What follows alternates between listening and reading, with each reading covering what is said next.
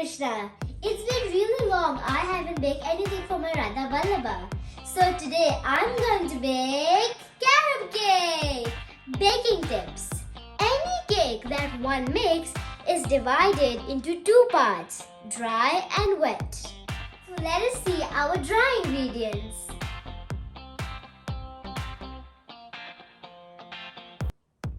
And our wet ingredients for this cake are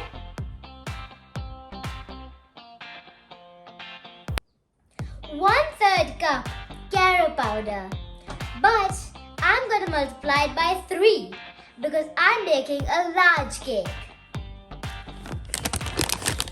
So this is my 1 cup. Now I have to sieve it because it has lots of lumps.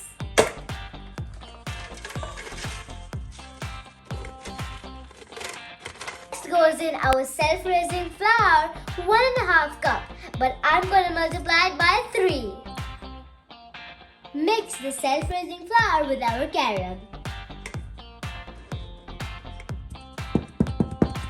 Next goes in 1 cup sugar, but I'm going to multiply it by 3 because I want to make a large cake. People usually prefer white sugar, but I prefer brown because it's more healthier. Next goes in half a teaspoon baking soda times 3. Next goes in half a teaspoon salt multiplied by 3.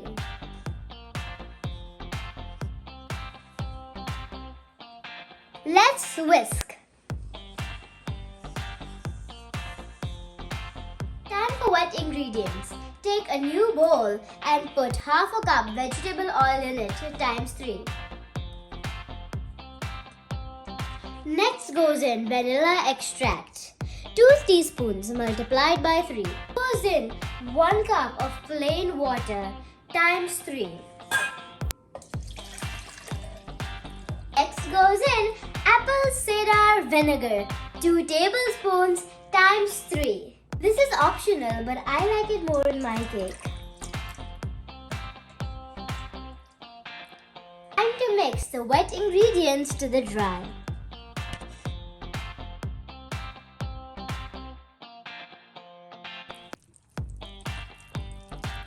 Grease your baking tray before you put your baking sheet. I have cut the baking sheet for my bake tin. Let's pour our vegan carob mix into our tray. Preheat your oven to 180 degrees Celsius. Removing some air bubbles before putting it in the oven.